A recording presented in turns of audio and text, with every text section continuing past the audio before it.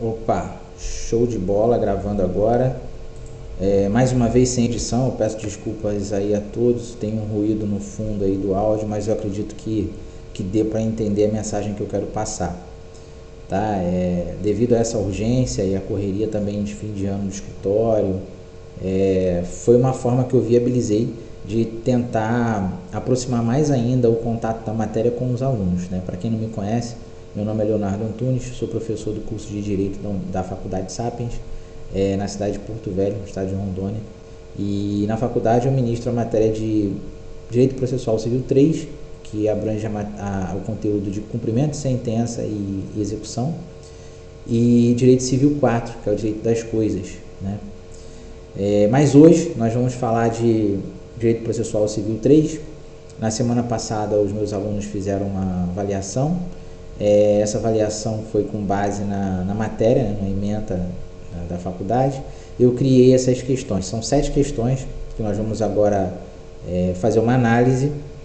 Eu vou deixar esse link aberto, o acesso é aberto para quem estiver estudando para concurso, para quem for fazer a prova da OAB, meus próprios alunos que quiserem acompanhar a correção, olhem aí, acompanhem o vídeo, qualquer dúvida escrevam aí nos comentários, a gente vai aproximando e vai respondendo. A ideia aqui é trazer o que acontece na prática para a sala de aula, tá certo?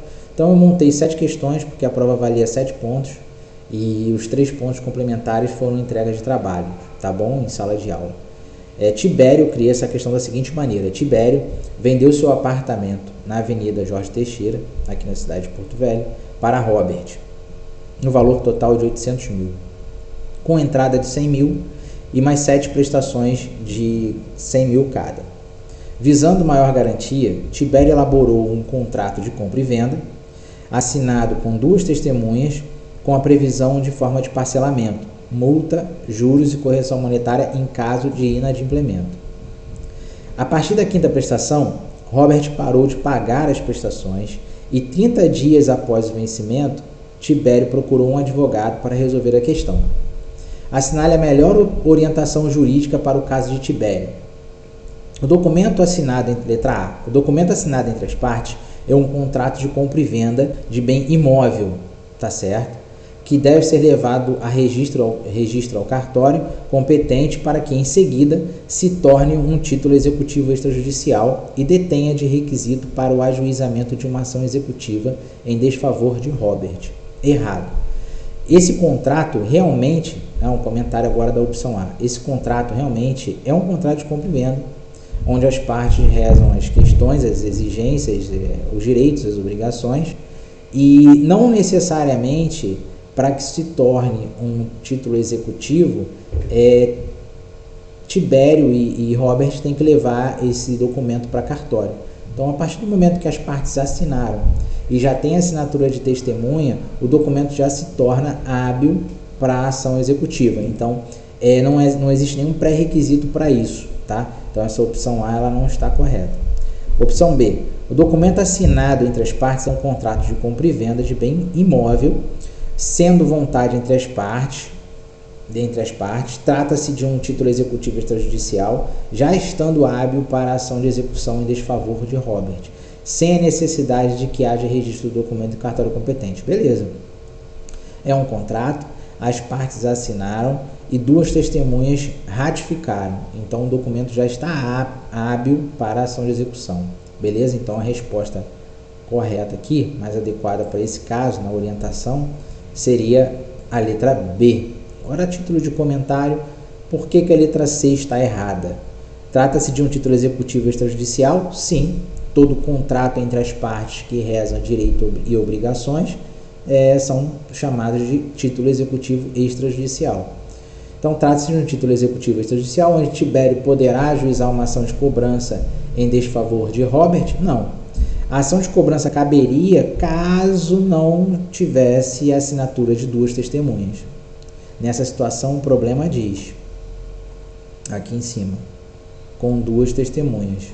Então, se tem 2 testemunhas, o título já é preparado, já está executivo para a ação de execução. Então, essa opção aqui está errada, não é ação de cobrança, é ação de execução. Letra D. O documento assinado entre as partes é um contrato de compra e venda de bem imóvel, sim, ou seja, título executivo extrajudicial, beleza, passível de execução judicial, sim, e para tanto se faz necessária a assinatura de 2 testemunhas, tá ok. O requisito para o ajuizamento da ação executiva é que o contrato seja registrado em cartório e transformado em escritura de compra e venda, pois sem isso a ação deve ser de cobrança, no prazo de 3 dias, para o devedor pagar sob pena de bens à penhora. Não necessariamente. Todo contrato é importante que você leve a cartório para reconhecer firma? Sim, para depois não haver nenhuma impugnação de falsidade de assinatura daquele documento, né? Você vai transformar aquele documento com a assinatura reconhecida por cartório e a fé pública de um cartório de ofício. Beleza, você vai trazer mais robustez àquela prova. Agora, não é obrigatoriamente transformar esse contrato de compra e venda entre as partes em uma escritura de compra e venda. Não precisa para ele se tornar um título executivo.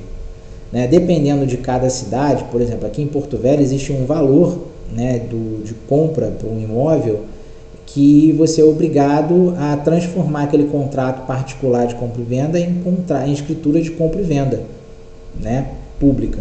E aí você é obrigado. Agora tem uma faixa de valor, que eu não me recordo qual, não sei se é até 20 salários, só o contrato particular, reconhecendo firme, independente da data, o cartório já pode levar esse documento para transformar aquilo ali numa escritura do imóvel, passar a escritura do imóvel para o nome do comprador. Então, dependendo da cidade, você tem uma faixa, né, de valor, tá? Então, não é obrigatório levar e transformar o contrato particular de compra e venda em escritura de compra e venda para chegar a transformar esse documento em um título executivo. Isso não é obrigatório, ali não prevê. Tá certo? Espero que vocês tenham aí compreendido o sentido da letra B, né? Eu trouxe um caso concreto, um caso prático, para o mundo teórico e assim trazermos o conteúdo da matéria para entender melhor. Letra B, opção certa da primeira questão. Segunda questão. Eu trouxe na segunda questão um caso bancário. Aqui no escritório eu tenho alguns processos de ações bancárias, onde dentro das dinâmicas eu coloco na sala de aula alguns macetes, algumas estratégias para que possamos resolver o caso do nosso cliente de uma maneira melhor, né? O nosso cliente que é devedor, ele reconhece que é devedor, ele vai pagar o que ele deve, porém não com juros abusivos que a maioria dos bancos praticam na hora de firmar um contrato com a pessoa, tá? O correntista. Então, essa questão eu vou comentar um pouco sobre uma situação prática.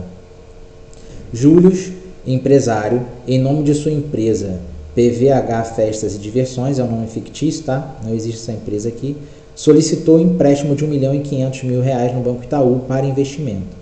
O contrato bancário prevê pagamento parcelado do empréstimo em 20 vezes de R$150.000. Cada prestação e, em caso de atraso, multa, juros e correção monetária. Júlio não usou o valor recebido de forma adequada e a partir da quinta prestação passou a ficar inadimplente. No 10º mês, após o pagamento da primeira prestação, Júlio recebeu um mandado de citação / intimação, onde constava ação de execução com a contrafé anexada, tá? Para quem não sabe, a contrafé é a cópia da petição inicial, bem como a ordem do juiz para pagar o saldo devedor em 3 dias, sob pena de ter bens penhorados. Outro sim, o mandado constava prazo de 15 dias para a apresentação de embargos à execução. Imediatamente após o recebimento do referido mandado, Júlio comparece ao escritório de advocacia para apresentar o documento e solicitar providências. Marque a alternativa com a orientação mais adequada para o caso concreto.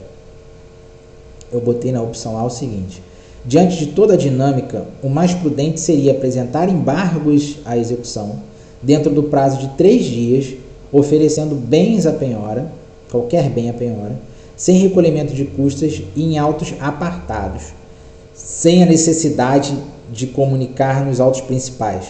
Essa opção A está errada. Por quê? O prazo para embargos à execução é previsto no artigo 915 ou 16 ou 17, eu não me recordo agora, tá? Mas está lá. Pega do 914 do CPC até o 918 do CPC, que vai ter o prazo de 15 dias para embargo da execução. Dentro do prazo de 3 dias, está previsto no artigo 824 CPC, se não me falha a memória, que o executado deve pagar ou justificar porque não pagou dentro do prazo de 3 dias, ou terá os seus bens penhorados. Terá seus bens penhorados, não é uma opção, tá? Nem uma escolha. Óbvio, no decorrer do processo de execução pode haver uma substituição? Pode, desde que a parte exequente concorde com a entrega de um bem que possa ser em valor equiparado ao saldo devedor, mas tem que haver a anuência do credor, que é o exequente nesse processo de execução. Então, eu não posso, de mera deliberalidade ou de mera vontade que eu tenha, entregar um bem, oferecer um bem. Não é assim que funciona esse primeiro contato da ação de execução com o devedor, beleza? Então, essa opção está errada. Letra B. Diante de toda a dinâmica, o mais prudente seria apresentar embargos à execução dentro do prazo de 3 dias, sem necessidade de garantia em juízo, dentro do próprio processo de execução. Não. Os embargos à execução, eles são opostos em autos apartados. É feita uma petição de embargos à execução, menciona-se antes da qualificação das partes o número do processo originário, se protocola no sistema, que é o PJE, né, do Tribunal de Justiça. Agora todos os tribunais do Brasil estão adotando o PJE, processo digital, informa lá o número do processo originário e requer, né, quando for distribuir e marcar, a distribuição por dependência dos autos principais. E aí vai informar o número dos autos principais. Só que essa distribuição dos embargos, ela vai em autos apartados, não dentro do próprio processo de execução. Então, essa opção B está errada. A partir do 914 CPC, vocês vão confirmar essa informação. Letra C. Mesmo com a previsão do prazo de 15 dias para a apresentação de embargos à execução, o mais prudente seria embargar dentro do prazo de 3 dias, requerendo o efeito suspensivo da execução e da penhora. Beleza, está bem adequado aqui. Por quê? Eu tenho um prazo até 15 dias para opor embargo à execução. Eu tenho um prazo até 3 dias para pagar, senão eu vou ter bens penhorados, então eu posso colocar meus embargos antes dos 3 dias e requerer ao juiz explicando o motivo, fundamentando tudo e apresentando provas para suspender qualquer efeito de penhora. Então eu tenho fundamento para isso? Tenho. O juiz vai conceder o efeito suspensivo? Não sei. Vai depender do juiz, vai depender do entendimento do juiz e vai depender da fundamentação que você colocar nos seus embargos de execução. Tá certo? Costumamos fazer isso aqui no escritório. Hora dá certo, hora não dá certo. Tá? Então, o mais adequado seria oferecer os embargos antes, explicar, fundamentar, requerendo o efeito suspensivo da ação de execução. Beleza, então essa opção até aqui tá certa, né? Tem a parte da penhora aqui. Além disso, tentar proposta de acordo junto ao banco, apresentando aí do comprovante nos autos do processo.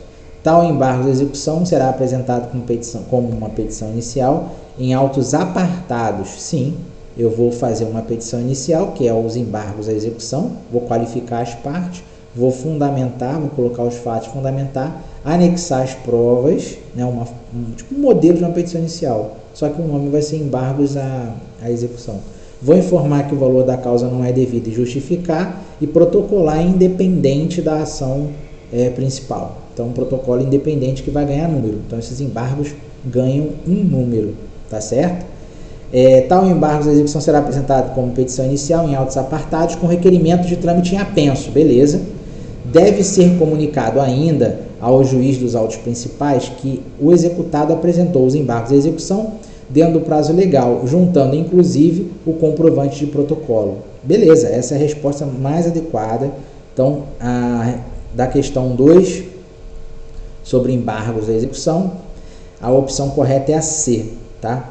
O devedor ou o executado protocola os embargos, informa nos embargos os autos principais, requer o trâmite em apenso.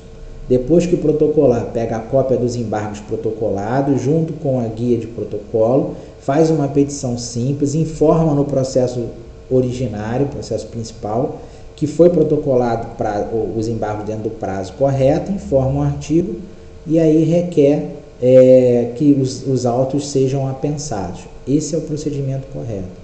Ideal, quando se é dívida bancária, no paralelo ao processo judicial, buscar o gerente do banco, seu cliente, para tentar fazer um acordo, fazer uma documentação, faz um ofício solicitando uma reunião, pedindo a redução do valor que está sendo executado e anexar esse pedido ou esse pontapé inicial de proposta de acordo nos embargos, para o juiz ver que o seu cliente está buscando uma composição amigável. Agora, só para esclarecimento, a letra D, mesmo com a previsão de prazo de 15 dias para apresentação de contestação, está errado, aqui a gente não está falando de contestação. O mais prudente seria contestar dentro do prazo de 3 dias, requerendo efeito suspensivo da execução e da penhora, nada a ver. Essa questão está fora. Além disso, tentar proposta de acordo com o banco, apresentando ainda comprovante nos autos do processo. Tal contestação, em forma de impugnação, está viajando aqui, será apresentada em autos apartados, com requerimento de trâmite em apenso. Deve ser comunicado ainda ao juiz dos autos principais que o executado apresentou contestação em forma de impugnação dentro do prazo legal, juntando inclusive o comprovante de protocolo. É completamente errada essa questão, tá certo? Questão 3. Marque a opção correta que relaciona todos os títulos executivos que são passíveis de cumprimento de sentença. Pessoal, eu frisei bastante isso em sala. Os requisitos de um cumprimento de sentença. Eu coloquei lá no quadro. Falei que o cumprimento de sentença decorre de um título executivo judicial. E falei que o requisito da execução, independente de qualquer que seja, da execução, em geral, ou execução por quantia certa, decorre de um título executivo extrajudicial, até o ponto da nossa matéria. Tá? Em tese, é isso. Então, eu diferenciei o título executivo judicial do título executivo extrajudicial para então entendermos qual o caminho que iremos tomar. Se vocês colocarem no Google o que é título executivo judicial e o que é título executivo extrajudicial, pode encontrar na parte de imagem uma tabelinha destacando cada tipo de título, tá certo? Então, com base nisso, eu criei essa questão. No nosso material, eu destaquei item por item e criei essa questão. A letra A sentença condenatória, nós estamos falando aqui de título executivo judicial, tá? A sentença condenatória é um título executivo judicial? É. A sentença homologatória é um título executivo judicial? É. Eu posso fazer um acordo e o juiz vai homologar esse acordo por sentença, tá certo? Um instrumento de transação referendado pelo Ministério Público é um título executivo judicial? Não. Apesar do Ministério Público representar um ente público, tá? Representar a sociedade, esse instrumento de transação não é considerado como um título executivo judicial. Não tem uma homologação do juízo, por exemplo. Agora, após a homologação, dependendo da situação, eu posso até pensar em considerar, mas um instrumento de transação referendado pelo Ministério Público não se enquadra como título executivo judicial. Então, essa opção aqui está errada. Letra B.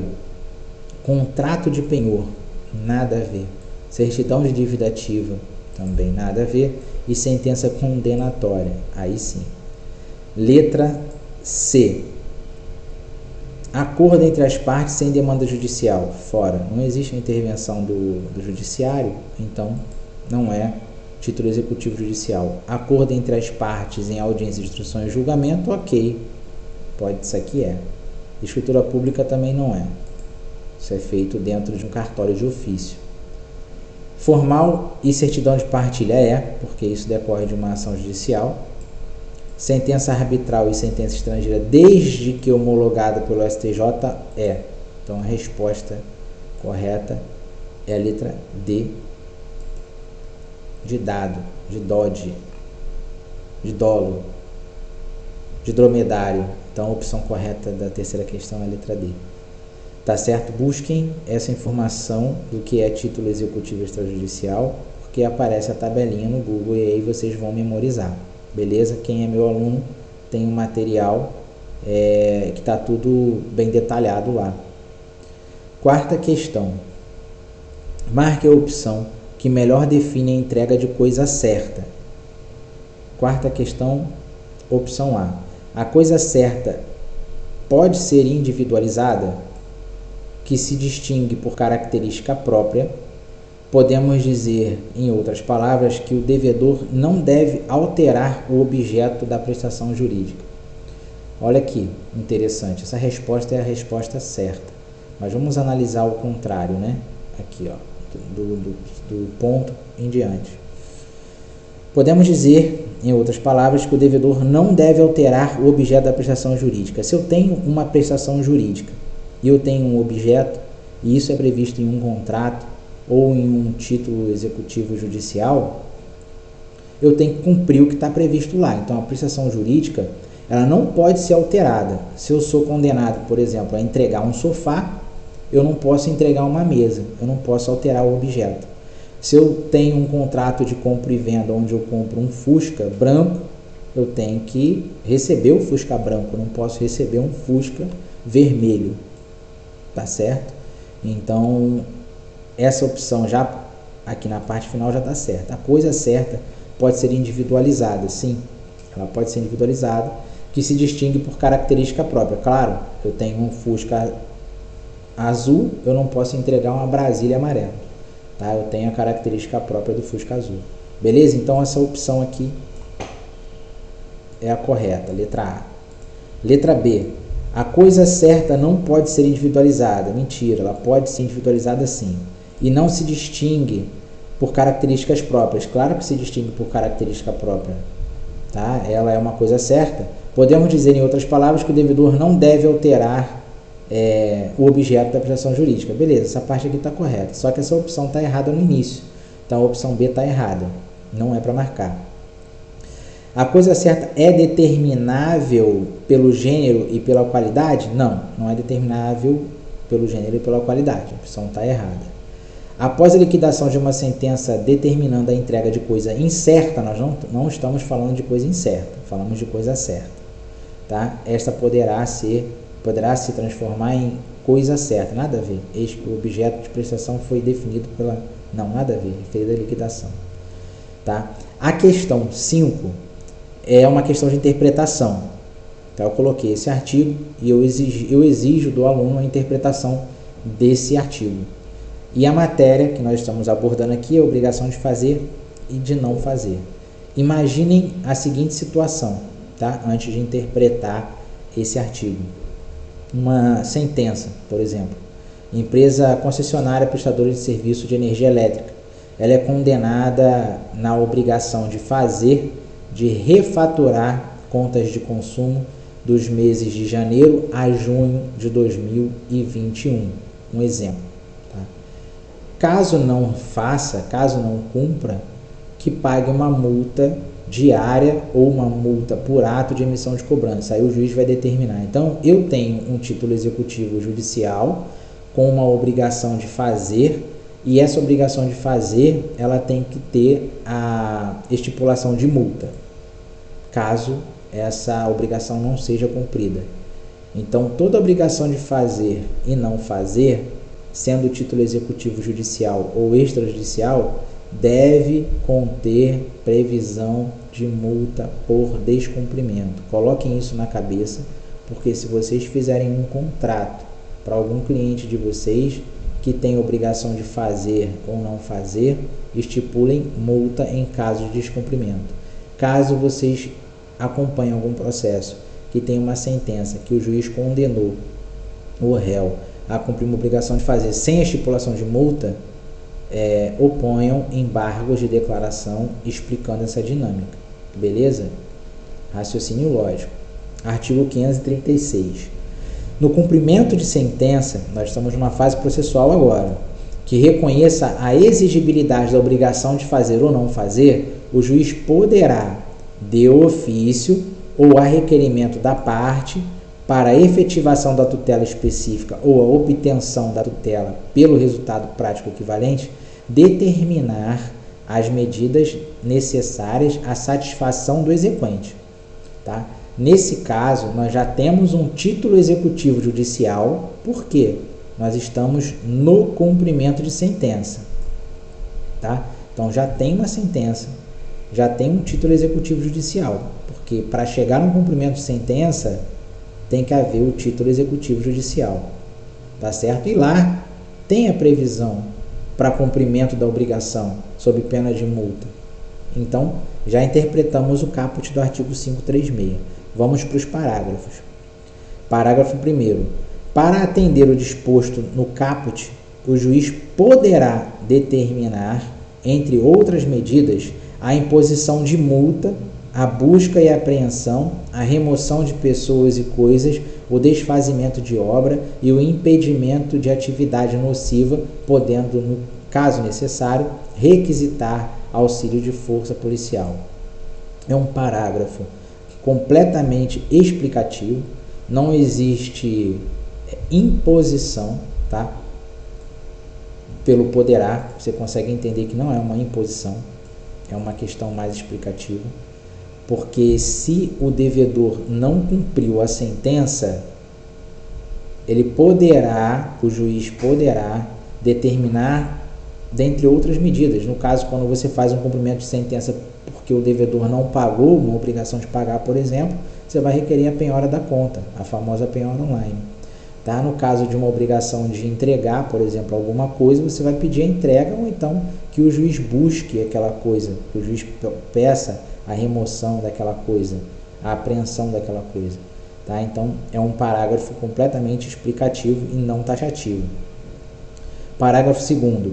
O mandado de busca e apreensão de pessoas e coisas será cumprido por 2 oficiais de justiça. Aqui eu já tenho uma ordem, eu tenho uma organização. Ele será cumprido. Ele não deverá ser cumprido ou poderá ser cumprido. Ele será cumprido por 2 oficiais de justiça. Não pode ser 1, não pode ser 3. Observando o disposto no artigo 846, se houver necessidade de arrombamento. Então, caso o oficial de justiça não consiga cumprir o seu mandado, ele vai utilizar-se do disposto do artigo 846 para arrombar o local e buscar o que precisa buscar. Parágrafo 3º. O executado incidirá nas penas de litigância de má-fé quando injustificadamente descumprir a ordem judicial, sem prejuízo de sua responsabilidade por crime de desobediência. Tá? O legislador também aqui está tutelando e resguardando o cumprimento legal. Parágrafo 4º. No cumprimento da sentença que reconheça a exigibilidade de obrigação de fazer ou não fazer, aplica-se o artigo 525 no que couber. E o parágrafo 5º, que eu não exigi nada da questão ainda, que nem vou exigir nas opções, o disposto neste artigo aplica-se no que couber ao cumprimento da sentença que reconheça deveres de fazer e não fazer de natureza não obrigacional. Opção A. O parágrafo 1º traz rol taxativo das medidas que o juiz deverá determinar para alcançar a tutela específica. Olha aqui o parágrafo 1º. Para atender o disposto nesse caput, o juiz poderá determinar. Então, não é taxativo. Essa opção aqui está errada. Entenderam aí? Parágrafo 2º retrata a preocupação do legislador em disciplinar o procedimento de busca e apreensão de pessoas e coisas, exigindo inclusive a presença de 2 oficiais de justiça, e se precisar arrombar, que fundamente no artigo 814, exatamente. O legislador se preocupou em organizar isso. Só ler aqui o parágrafo 2º.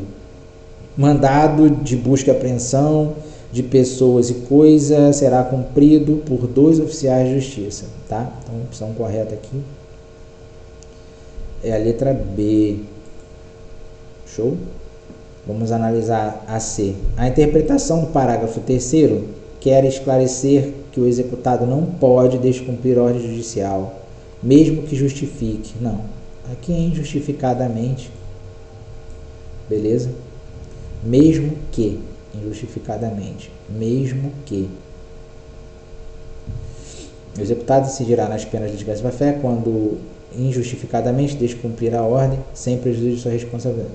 Então essa opção aqui está correta, ou está errada, letra C errada. Opção, a letra D. O parágrafo 4º diz que a impugnação do executado deve respeitar o artigo 525 do CPC e a intenção do legislador não era uniformizar o meio de defesa do executado. Parágrafo 4º. No cumprimento de sentença que reconheça a exigibilidade de obrigação de fazer ou não fazer, aplica-se o artigo 525. Pelo contrário, aqui é uniformizar, tá certo? Então, opção errada, letra D. Então, a quinta questão, opção correta, letra B, de bola, de balão, de Brasil. Caminhando para o final já, na questão 6, eu já anotei aqui o gabarito. Por que é marcar verdadeiro ou falso, tá? Cada opção vale 0,25. O senhor Antônio tomou ciência de que estava sendo acionado judicialmente pelo Banco Bradesco. No documento constava a seguinte informação: pagar o valor citado na execução em 3 dias sob pena de penhora. Ignorou o documento, no 4º dia teve seu seguro de vida penhorado. Neste caso, trata-se de bem impenhorável e cabe embargos para que o seguro de vida seja desbloqueado. Sim, verdadeiro. Tem que opor os embargos para informar que isso é um bem impenhorável e desbloquear o seguro. Eu criei essa questão porque existe uma importância muito grande no artigo 833 do CPC. Tá? O juiz ele não é obrigado a saber, também não tem nem como saber, que determinado bem é impenhorável. Tá? Porque existe uma situação que eu vou ler ali na frente, vocês vão entender. Então ele vai mandar, a requerimento da parte, vai mandar penhorar.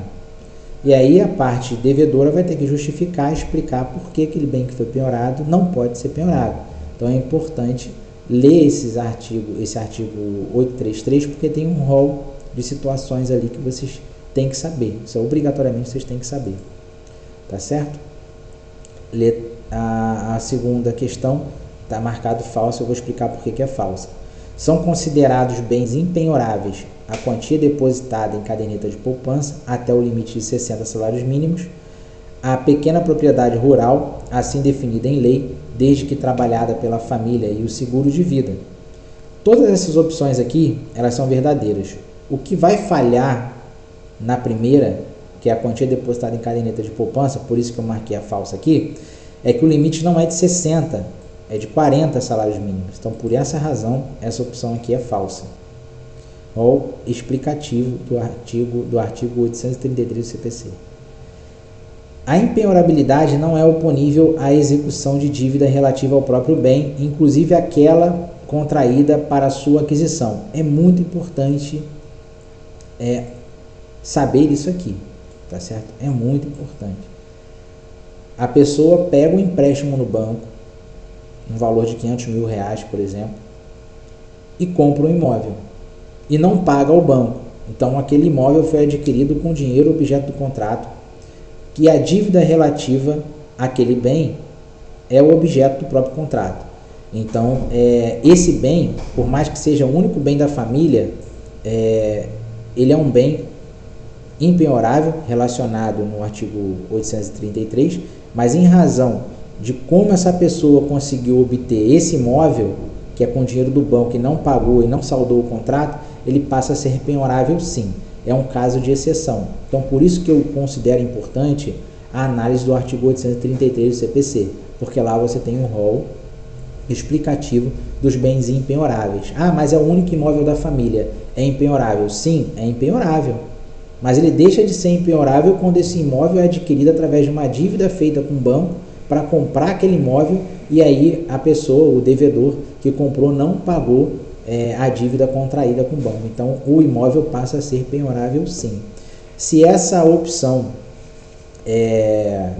fosse da seguinte maneira: fulano de tal, João, comprou um imóvel a partir de um empréstimo com o Banco Santander, é o único imóvel que ele possui onde reside com a sua família, e com a compra do imóvel não avaliou bem as questões e não fez a aplicação devida e não pagou o seu contrato bancário, recebe uma intimação, não paga o saldo devedor e o seu único bem é penhorado. Caberia embargos a essa penhora, a referida penhora? Pode se opor embargos, mas a fundamentação vai estar muito precária, porque na lei ela prevê que você pode opor qualquer tipo de peça recursal, qualquer tipo de petição, você tem o livre acesso à justiça. Só que fundamentação para poder resguardar o direito do seu cliente com aquele bem é zero, não tem nenhuma. Esse bem pode ser penhorado sim, mesmo que seja o único bem da família. Por que ele pode ser penhorado? Porque ele adquiriu aquele bem objeto de um contrato bancário e a dívida foi gerada com a compra daquele bem. Então aquele bem ele pode ser apreendido judicialmente para poder saldar aquele contrato bancário, tá certo? Essa é a interpretação. Então essa opção aqui ela é verdadeira. A última: são impenhoráveis os bens inalienáveis e os declarados por ato voluntário não sujeitos à execução e os livros, máquinas e instrumentos necessários para o exercício da profissão do executado. Beleza. Tudo aquilo que vai resguardar o ganho de vida do executado ele não pode ser penhorado. Livros, ok, então essa opção está correta. Caminhando para a última questão, marque a opção correta que conceitua a execução por quantia certa. Atenção, quantia certa, conforme estudamos em sala de aula. A execução da obrigação de pagar quantia certa tem por objetivo o cumprimento da obrigação da prestação pecuniária, não cumprida espontaneamente. Beleza. Podemos dizer ainda que é realizada pela busca, constituição e expropriação de bens do devedor, com a finalidade de apurar os recursos financeiros necessários ao adimplemento da obrigação. Perfeita. Essa é a questão correta. Explicando agora. Se eu tenho um contrato de empréstimo de dinheiro, um contrato direto com uma outra pessoa, eu pego lá 100 mil reais emprestado com uma pessoa e eu tenho uma prestação pecuniária com essa pessoa, eu tenho uma entrega de quantia certa para essa pessoa e um determinado prazo para cumprir. Se eu não cumpro, essa pessoa vai me executar uma quantia certa, porque eu não cumpri espontaneamente. Então, quando não há o adimplemento espontâneo que é previsto no contrato, cabe uma execução por quantia certa. Beleza? Vamos na opção B. É uma execução de obrigação de fazer? Não. Não tem nada a ver. Nós estamos falando de quantia certa. Ou pagar quantia certa? Sim. E tem por objetivo o cumprimento da obrigação determinada em contrato que não foi cumprida pelo devedor espontaneamente. Beleza. Podemos dizer que tal execução decorre do cumprimento de sentença? Não. Isso aqui pode ser título executivo judicial e extrajudicial. Tão somente? Não tão somente. Pode ser pelo executivo extrajudicial também. Um contrato, por exemplo.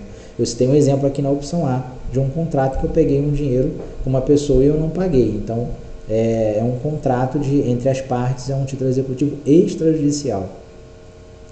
Não lhe cabendo a constituição de bens do devedor. Cabe. Então, essa opção aqui está errada. Conceito de execução por quantia certa. É a busca da satisfação do objeto previsto no título executivo judicial ou extrajudicial. Beleza. Desde que o devedor ofereça bens à penhora. Não tem o desde que. Não tem o desde que. Dentro do prazo de 3 dias, ele pode até oferecer, mas não tem nenhuma previsão para isso, não. Após a citação, de forma espontânea.